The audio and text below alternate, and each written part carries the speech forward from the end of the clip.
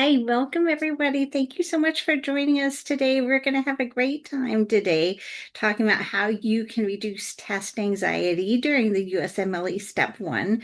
But if you would take a moment, I have a couple of surveys for you to do. If you'll go ahead and fill out these two surveys, you can see them here on my slide, but I have someone who has posted them here for you in the chat so that you can just click on the link to get to it. So go ahead and just take a few moments and do a little reflection.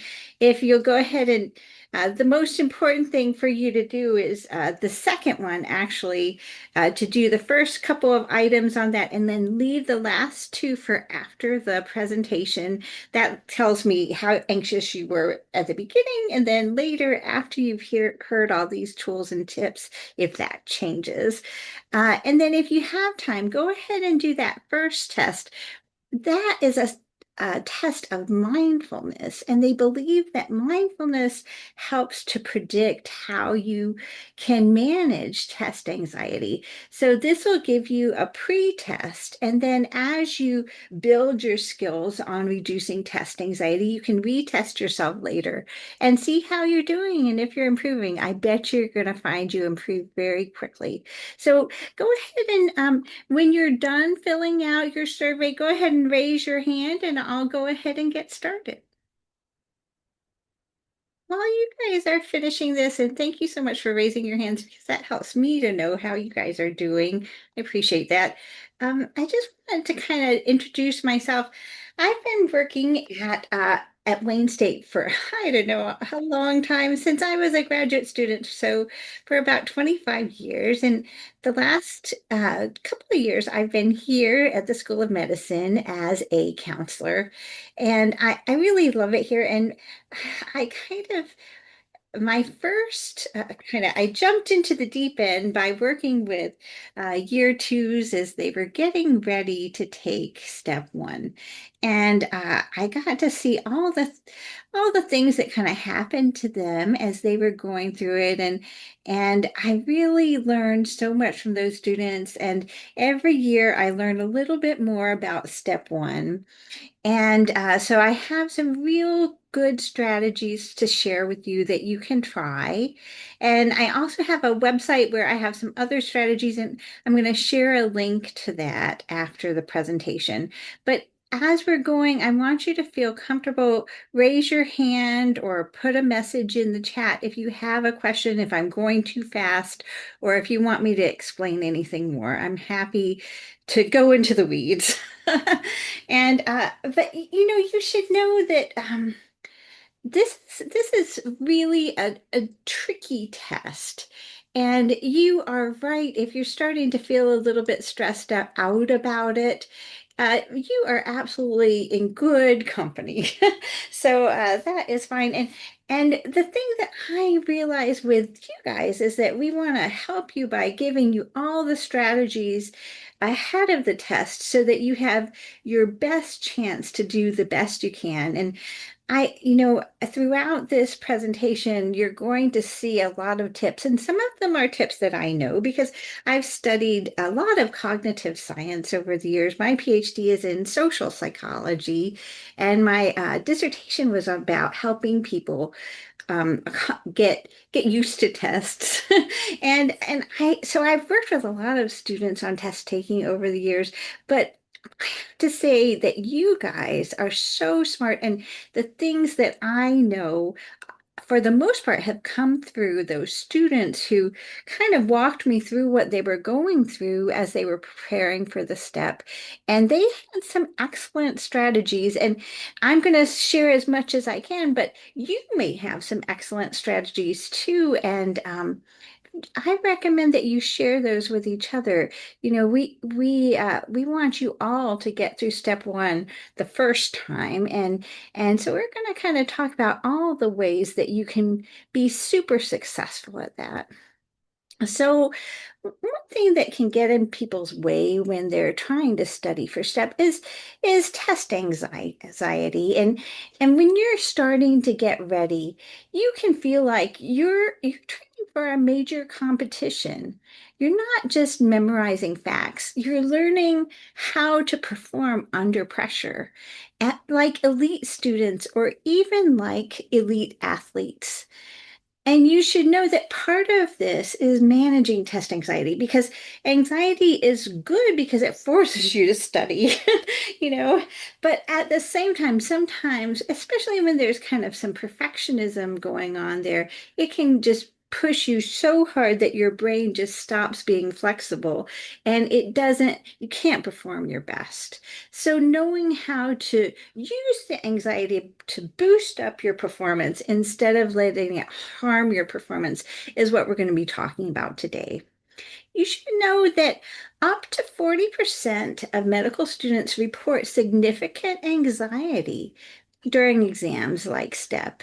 And today we're going to talk about tools to kind of calm your mind, train your focus, and prep your mind to be like a high performing system. Let's talk about what test anxiety actually is. When you're under pressure, your brain, your internal process can get overloaded. Your body may react with a racing heart, nausea, or even tense muscles. Mentally, it might feel like your screen froze. You blank out.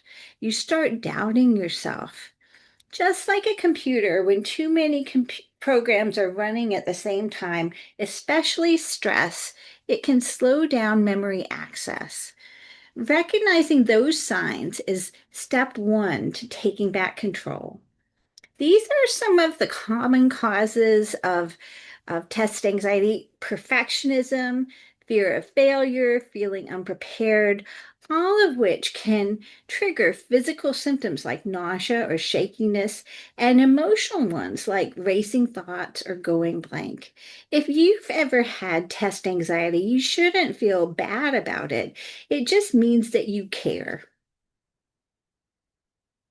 So, a lot of us have test anxiety. Go ahead and take a moment, and you could share this in the chat or just write it down for yourself. Think about a time when have you ever had your brain feel frozen under pressure? Think about what that felt like and write that down. And then tell me what helped to restart your system. So I'm just going to give you a little writing break here for a second. Go ahead and put it in the chat if you're brave enough. And if not, just write it down for yourself.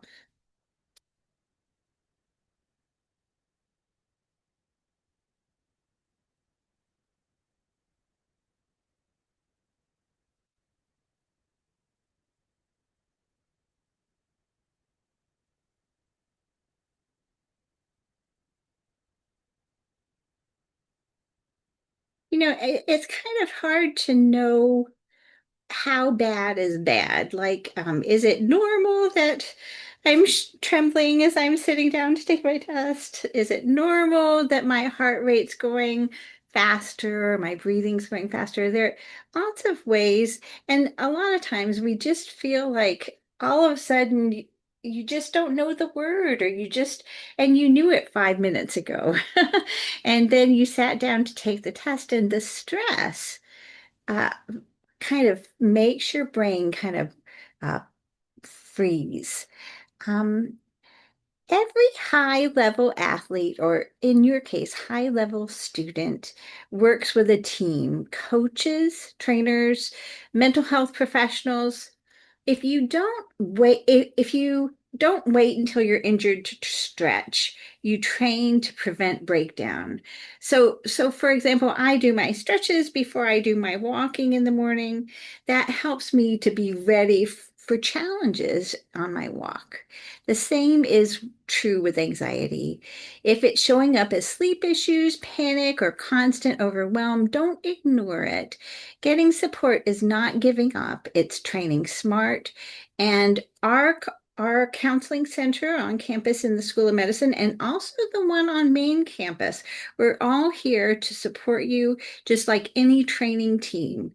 I once worked with a student who froze during every practice test, but with regular counseling and simulations, they rebuilt their confidence. So I have a phone number here for you. If you find yourself, if the stress is just too much, reach out. And you can also contact your counselor here at School of Medicine because we're here to help. So, just like I said before, did you know that test anxiety is common, even among top students, sometimes especially among top students?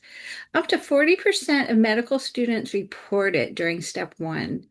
And it's not a flaw in your system, it's a signal in that your brain needs better calibration, just like elite equipment. Okay, we didn't get a lot of people to participate last time, but this is another chance for you to participate. So, and I do hope that you will take a moment and write down something as you're thinking about preparing for step one. What's your biggest hurdle? What strategies are you interested in implementing? What aspects of the day seem most intimidating? Just take a moment and write a quick sentence here in the chat so that I can see where your worries lay so that I can make sure to cover them today. Um, think about some of you may want to talk about self-care. What are you doing to integrate self-care into your routine? And do you have questions about specific resources or study techniques? Go ahead and put down one little thing there for me in the chat, and I'll read through that.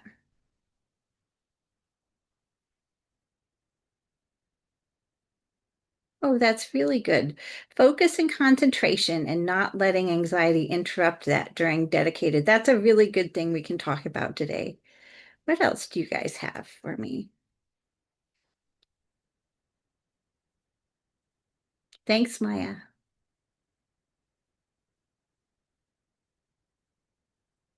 Discipline and sticking with the monotony of studying for step for self-care, fun workouts or walks. That sounds great. Some of you, one of the things I think about is you have learned discipline in other areas of your life, and you have learned techniques to kind of focus when everything is just chaos. And using those strategies that you learned from other places is very helpful. And another thing I was thinking about is that people who do best on this, they kind of set a schedule for themselves and they work lots of different things into that, like self-care, going on walks, eating well, making sure that they just keep on schedule and study every day, but they also make time for themselves so they don't burn out. Is there anything else anyone else would like to share? Oh, good. Okay, Amelia, thank you. Tools that help with being able to sleep the night before. That is very smart of you to bring that up right away. And I'll certainly share a couple of things, but some of my students have tried different things because that's sometimes the hardest thing. Um, One of my students, what she did was she tried to get very, well, we talk about this later, but she tried to get very tired. So she worked in a lot of exercise the day before. Okay. As things come to you, just keep entering these. Thank you for those of you who participated. I really appreciate it. Okay, so my degree is in kind of social cognition. So one of the things that we do is kind of imagine what the brain is doing. And there are lots of different models, but this information processing model is a way of thinking about our brain and how we learn the way a computer works. And so we have lots of different, I don't know if you've ever been writing, sometimes you use your computer more often for a longer period. And I don't know if you've ever noticed that your computer can kind of get overheated and all of a sudden write in in the middle of your last sentence of your paper, it'll just crash. I don't know if that happens as much to you guys, but that can happen to your brain too. Like we're kind of like computers. We can easily get overheated and we can easily lose track of what we know. And stress, unfortunately, can interfere with learning at every stage of memory processing. So we have a couple of different parts of the memory processing model. So we've got sensory input, and sometimes we're just too stressed out during a class to even learn the material or to focus on reading and understanding. Your eyeballs are just running down the paper, or you're just listening to the lecture, and it's just not getting into your head, and it's because you're too stressed out when you're trying to learn it during the sensory input stage. So that can happen. And then sometimes we try to learn too many things at once. So if you think about short-term memory, it's only 4 to 7 items. So what happens with these ideas is they go into this kind of short-term memory, kind of like a holding tank, and you start kind of rehearsing them, kind of saying, oh, yeah, this means this. And then it goes down a rehearsal path and a feedback loop. And your feedback loop lets you know when you know it. Once you know it, you can stop rehearsing it. And it finally gets into long-term memory. Now, we believe that long-term memory is infinite, so you can fit anything in there, but you have to get it through this very small short-term memory and rehearsal path first. And the problem is that when we're studying, it's easy to get too tired or too stressed out. And you should know that sometimes you just have to take a break and you come back and all of a sudden you can really concentrate. Once it gets into long-term memory, that's great, you have it. But if you're stressed out, like for example, during the test, sometimes you can't show that you know it. So even though you know it, like I know the word green, but somehow I can't remember it at the time, and this I get so stressed out that I just can't pull it from memory. I don't know if that's ever happened to you, but it's very common. So we can have trouble with learning for encoding, learning it the first time, storing it. Sometimes we have trouble consolidating the memories, and then we can also have trouble with retrieval, recalling the information when you need it. And that's all impacted by stress. So there are a lot of theories about how we forget things. And so these are a couple of the ideas. Uh, you can, let's say you learn something and then you just never go back to that information. So let's say you learned something about biochemistry, but you never needed to know it again. So 1 year later, you're looking at something about biochem and you can't remember it. At one time, you did know it, but it decayed.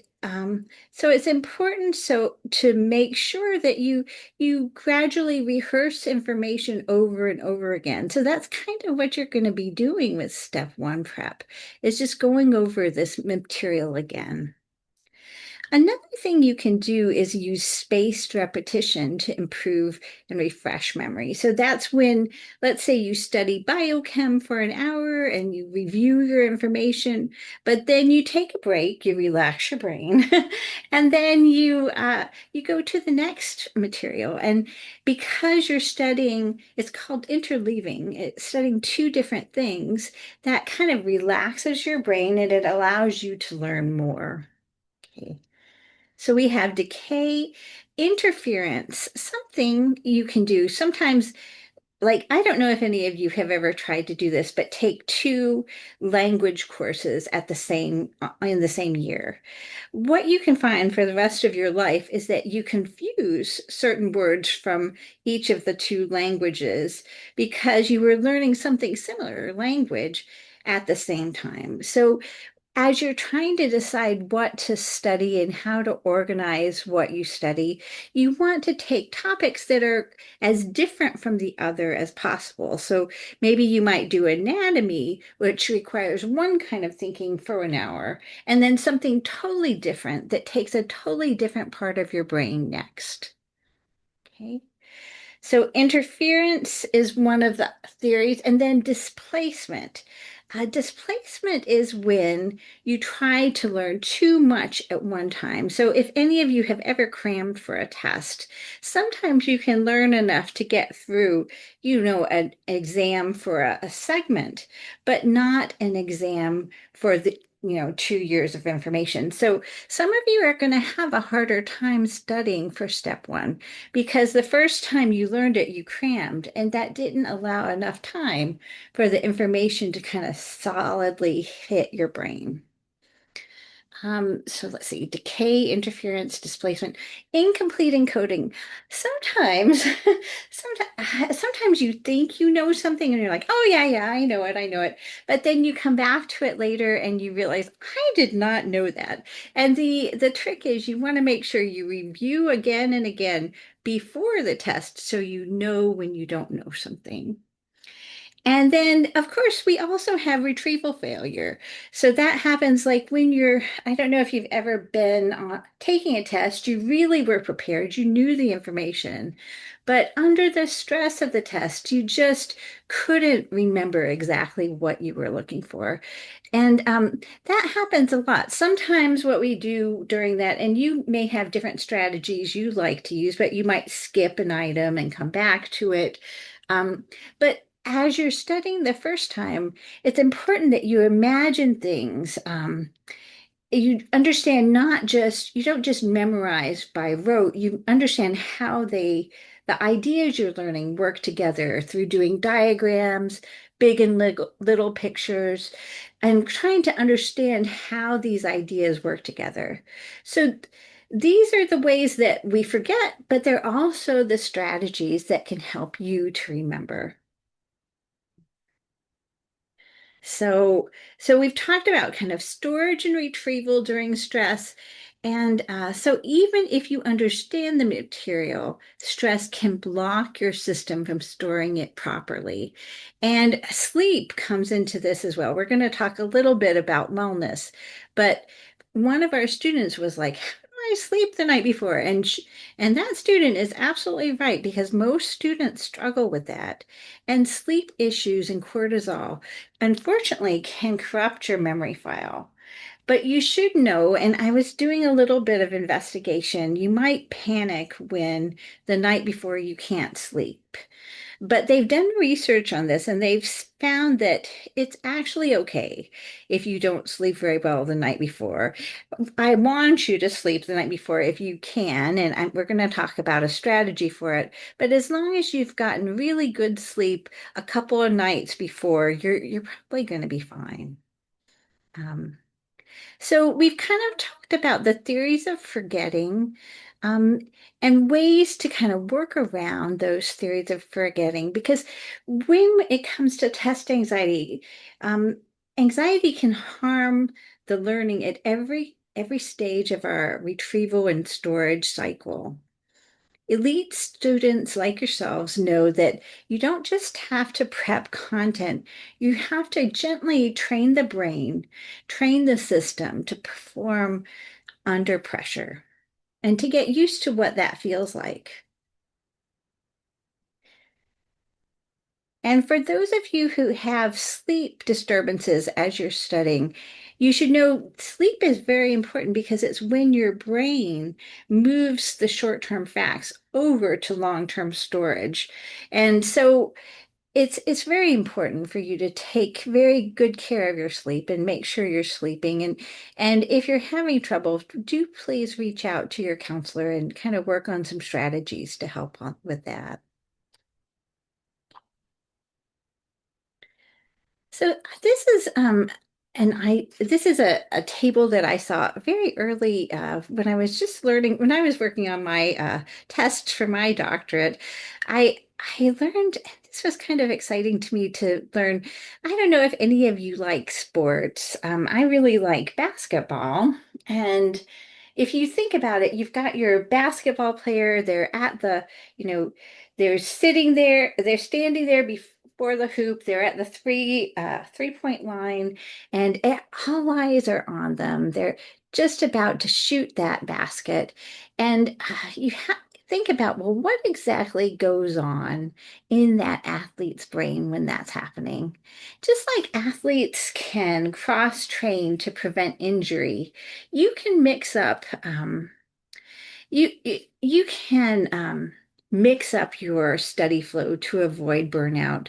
Something that is different between a professional athlete and a non-professional, pretty good athlete. They both have skills. They're both good at basketball, but a professional athlete has practiced and practiced and practiced.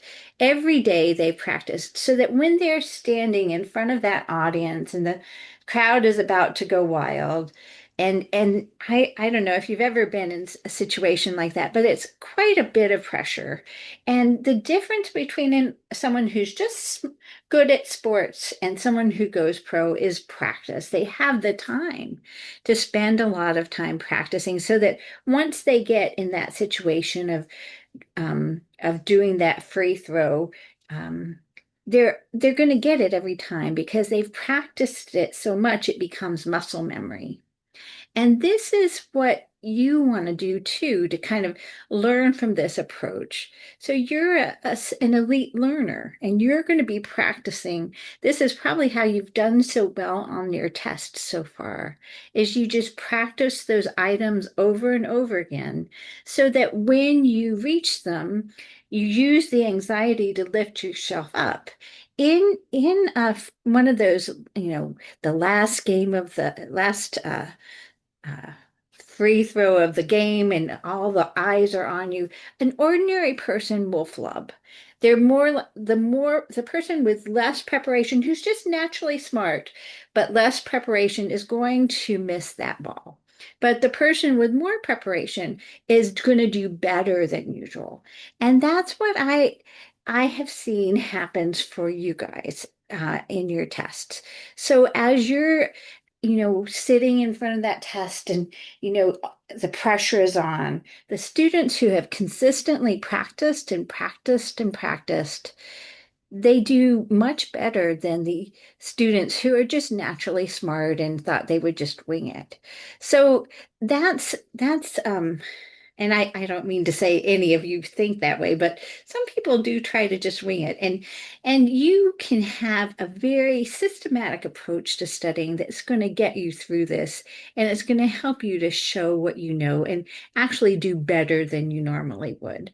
So I recommend that you act like an athlete, learn those techniques of training that elite athletes used. Um, just like athletes cross train to prevent injury, you can mix up your study flow to avoid burnout. You can study different subjects, renal, then fluids.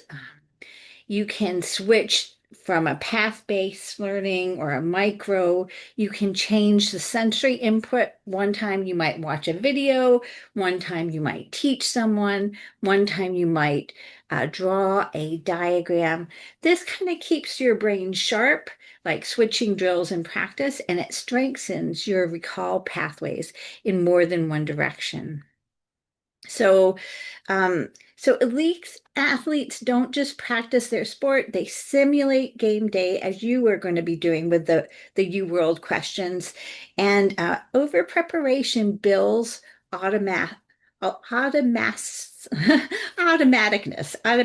I'm not sure exactly how to say that, but it makes it automatic so that you get there into the test and you can't mess up because you just go into automatic. You've prepared so much.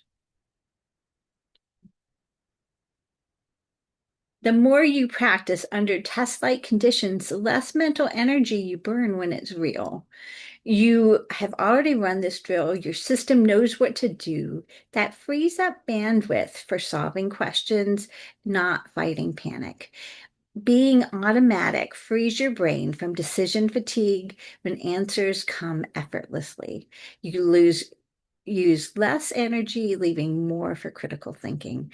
And I have to say with step one, they say they're not trying to trick you, but it does take a lot of critical thinking. It's not just the facts. You have to think about how it applies to a student. And that's a big step in terms of test taking. So we talked a little bit about how stress affects things. And the thing is that you can use stress to actually improve your performance through over preparation. And understanding the theories of forgetting can help you learn the technique that you need to use that fits your type of forgetting so that you can learn the most you can. Implementing simple strategies like active recall, spaced repetition, and simulating exam conditions can enhance your performance.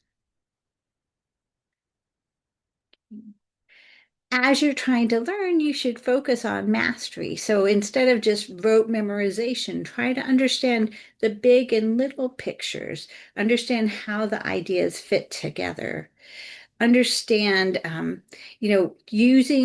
practicing over and over and over a long period of time using things like UWorld and other techniques, others, other approaches that gives you lots of muscle memory so that when you take the test, it's less stressful. And so keep in mind that early preparation can help you to boost your performance. So at this point, I'm going to kind of talk a little bit about some prep materials, but the most important thing that I would want to make sure you understand at this point is that, you're all very smart people, but this comes down to kind of practice and behaving like a professional teacher, student, behaving like someone who just takes the practice very seriously, because you all can do this. And if you get stuck, there are lots of people who are here to help you. We have some wonderful people at OLT and wonderful people in the counseling program to kind of help you if you get stuck. Um, so this is kind of a little roadmap of things you want to be doing at various points. And that you guys are taking this test anxiety presentation right now is perfect, perfect timing so that you can do your best when you take your test. Um, for those of you who experience test anxiety, this might be a good time for you to see your doctor or talk to a counselor. If you need accommodations for test anxiety, you would want to submit your request early with USMLE. So for those of you, some of you have anxiety that's a lot bigger than just using the right techniques. And if that's you, reach out to your counselor and they can help you to connect to some people who can do a diagnosis and maybe see about getting you an accommodation for anxiety. Sometimes just working with a therapist can help give you some techniques to boost your performance in terms of anxiety. And then for those of you, for the rest of you who this is just regular test anxiety that you're just going to have to work through, you want to kind of make your schedule, figure out which programs you want to use, master your core subjects, simulate your exam, build your study plan. And when you do a test, if you are making mistakes, notice what those weak areas are and kind of focus on those. Give yourself more time to learn them. Begin using your practice questions and simulate your exam conditions now so it feels familiar later. And then about a month before the exam, shift to active recall. Active recall and self-testing is very important because remember how we talked about the problem of You think you know something, but you don't. That's the reason why UWorld is so helpful. You go, you take that test, and all of a sudden you know, without a doubt, I do not know this material. And then you can go back and you can just spend some time and really learn it. Another technique that I recommend to help you to kind of get away from short-term memory problems is is related to short-term memory visualization and chunking. Is there anyone here who, off the top of your head, just raise your hand if you know the acronym that goes with every Great Lake? Do you guys know all the Great Lakes? And think about how you know that. And maybe some of the Michigan students are going to get this faster than others. What's your, you could spell it here in the meeting chat. Do you know a sneaky trick for memorizing all the Great Lakes? Anyone? Yes, yes, that's great. Okay, thank you so much, Haley. Or Michelle, sorry. Thank you so much, Michelle. So homes. And the reason why I bring that up is remember I said you can only get 4 to 7 items in your short-term memory. Homes is just 5 items. And each letter and because you combine it into one word, that's actually just one item. So let's say you're trying to remember a bunch of things, like 50 things. Uh, you could do 10 of these little acronyms to help you remember it. So here, this stands for Huron, Ontario, Michigan, Erie, and Superior. And it's an easy way to remember it. So keep that in mind. Some of the things that you guys learn and some of the great people who are YouTubers who help you guys learn, they come up with these sneaky tricks to make it easier for you to memorize things. So that's the idea of chunking it. And then distributed practice. It's better to kind of study things for maybe an hour, take a break, do study something else, come back to it the next day.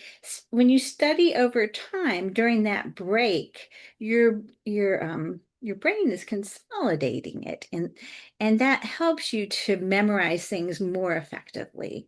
So short, regular study sessions help to build cognitive strength.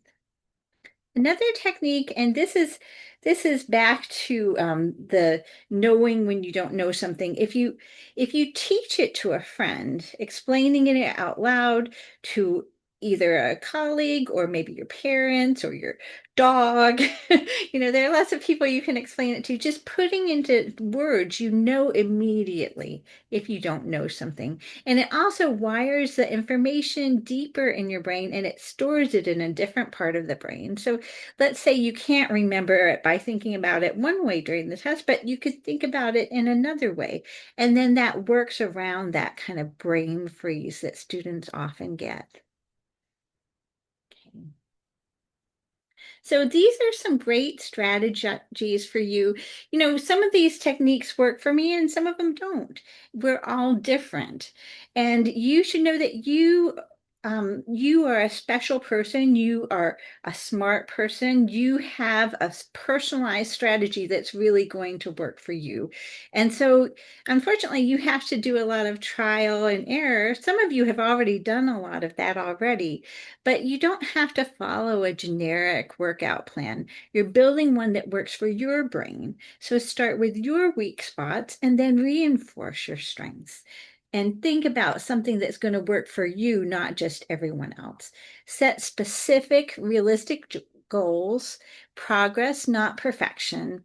Protect recovery days when you rest. I would make sure you have at least one day a week, at least a half a day if you can't do a full day where you rest. And sometimes a half an hour TV show in the evening gives you the encouragement to go forward or depending on what kind of helps you to feel refreshed, walking your dog or going to the river or whatever it takes.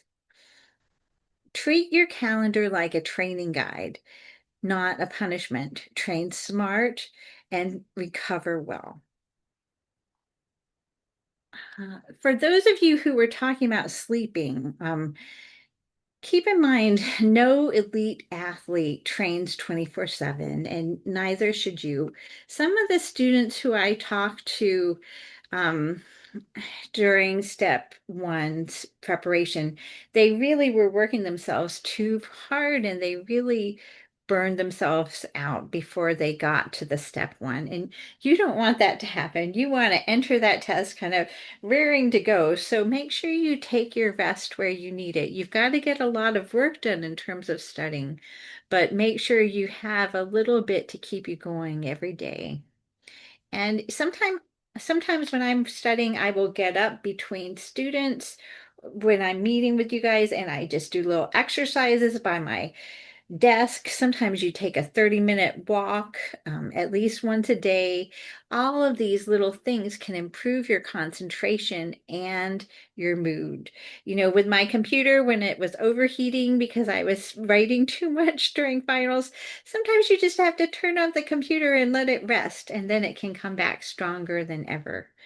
Sleep is your memory's backup system, so make sure you don't skip it. And there are lots of things. I don't want to give you any lectures about, screen time and sleeping, but there are lots of strategies to improve your sleep, and your counselors can help you with that if you find that's really bothering you. And then, sometimes people are kind of trying to save money by eating a lot of fast food, but these vitamins in food help your brain to perform better. So make some time to, cook for yourself and make yourself something healthy. Ask your parents to cook you something healthy that's going to help your brain work. Make space for hobbies, rest, and real connection. Go have coffee with a friend. um, your isolation. Some of the students who struggled the most, they got isolated from their friends, and you're all going through this together. So take a break together. It could even be a Zoom break together if you guys are studying in different towns. Some people might tell you that this is just fluff and it's not important, but actually these little things relate to cognitive performance science. And when you take care of your brain can learn. Endurance comes from balance. So, there are a lot of great strategies to help you with mindfulness, and you did that test today. And I want you to try some of these strategies and then do that test again sometime and see how you've improved. That'll help you to see that you really can build your mindfulness skills. And they say that as you build your mindfulness skills, your test anxiety can go down. So, some of the benefits of mindfulness are reduced anxiety and stress levels, improved focus, improved concentration, and it also just enhances your whole well-being, overall well-being, so you don't come down with the flu the day before the test, and that happens a lot. Um, Elite athletes don't just train their bodies, they train their minds to steady under pressure. Here are 4 tools to reset your system when stress spikes. The first is 4-7-8 breathing. You inhale for 4 seconds, hold it for 7 seconds, and exhale for 8 seconds. This slows your heart rate. And if you try it, go ahead and try it right now. Just kind of, it's a little bit tricky to do it, but it slows down your heart rate immediately and it signals safety to your brain. Another technique is called the 3-3-3 rule. If you find yourself going into a panic attack, you can name 3 things you can see around you, 3 sounds you can hear, and you can move 3 parts of your body. This helps you to focus on being in the present, being here, right now, when your thoughts are kind of spiraling. Brings you back to just your calm center. There are lots of other techniques like progressive muscle relaxation and the mindfulness apps. I love those mindfulness apps. I use them whenever I'm in a waiting room waiting for bad news. It really helps you to be ready for things. So keep these in mind. For progressive muscle relaxation, what you do is you start with one part of your body and you tense it up and you hold it a little bit and then you relax and you gradually move through your whole body. And what it does is it gives your body a physical rest that helps your mind to relax and it that helps you to deal with the test anxiety and be calmer. Some things that you can do to perform well on the test day. I would go to the test center the day before at the time that you're trying to be there to see what it's like. Is there a lot of traffic? You want to know how much time you need to get there. I always try to get there early. Um, and try to kind of go there just to kind of figure out how long it takes you to get from the parking lot to the place and kind of where you're going to be able to store your coat so everything goes smoothly on test day. And there, if you go to the Prometrics website, they do have virtual walkthroughs, and I find them very helpful. Most of the Prometric test centers follow this rule of how they are supposed to look. And so they look very similar to that video. And then think about what you're going to need to wear. Wear something comfortable, wear layers so you can take your coat off. Bring all your essential items, your valid ID, scheduling permit. Um, I have seen people have to go home because they don't have a valid ID. Make sure you have what they need. And snacks and water, something you can do is, when you do take breaks, you can have a little snack, you can walk around. There are lots of things you can do to make your body feel calmer through exercise in the hallways. There are some other interesting things I've learned through the years when you're taking a test. Let's say so when you get to that test in the moment, you can start with some deep breathing, and right before each block, maybe block breathing if you find that works for you. I would try out the different breathing exercises we talked about and use the one that feels good for you. For those of you who don't like doing breathing, you could do a prayer, whatever feels right to you. You're the expert for what works for you. So you might start with some deep breathing, kind of to center yourself. If you feel like you're going blank, which happens a lot, use a system to ground yourself, like the 333 method, or use positive self-talk. Sometimes we can say some kind of mean things to ourselves during the test, like, oh, I'll never get it. I can't understand it. I'm going to fail. And those are things that we often say to ourselves, sometimes when we're studying, but sometimes when we're testing. And sometimes you kind of have to get a little firm with yourself and you're like, I I'm going to think about this rationally. I've studied this, I've done the work. Whenever you find yourself saying one of those negative comments, argue with yourself a little bit and think about all the things you've done to prepare and ground yourself in that. Use some positive self-talk. If you find that something is just really stumping you, sometimes that'll happen. Maybe it's a real hard question, or maybe you just can't remember it right now because of the stress of encoding during retrieval. So go ahead and skip a hard question, mark and move on. Keep your momentum going.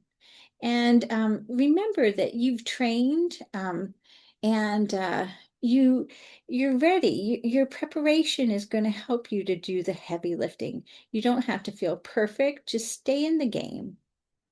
And then just you can always come back to those items. Sometimes something in one part of the exam will trigger you, and you'll remember the other part of the exam, so you can go back. Now, after the exams, it's really hard once you're at the end and you've done all that work. So you're probably going to sleep, but also it's normal. After the exam, your system needs a cool down, just like after a long workout. So if you're feeling unsure afterward, that's normal. Resist the urge to review every question in your mind. Rest, Do something joyful, get some sleep, hydrate. When you're ready, reflect. What worked well? What would you change next time? It's important that you showed up with strength and discipline and honor that. So it's important for you to know that you are learning under pressure. You're learning techniques to recover, how to adapt. And there's lots of ways that you can boost your learning. So take ownership of your learning, make it fit for you, create your own study materials, figure out things that are going to make it work better for you, and then trust in your preparation and take accountability. This is what you're doing for yourself. And be flexible. If things aren't working, sometimes you're just going to have to try a different technique. And reach out for help. We're here to help you. Your worth is not defined by one exam. Remember that what is important is your passion and your commitment to medicine. Stay resilient. Persistence is key to overcoming your challenges. I have a bunch of links, and I'm going to send you a handout with these resources after the presentation. But I have lots of time here. If you have questions, feel free to stay a little bit longer and ask your question or put it here in the chat or reach out to me by email. You'll get an email from me and you can just reply to me if you have any questions. I'm so glad you sat with me here for this presentation, and I'm really optimistic at how step 2 is going to work for you. So keep in mind how well you've prepared diligently and let yourself shine on test day. So reach out if you have any questions and stay late if you want to talk. Thank you so much, everyone.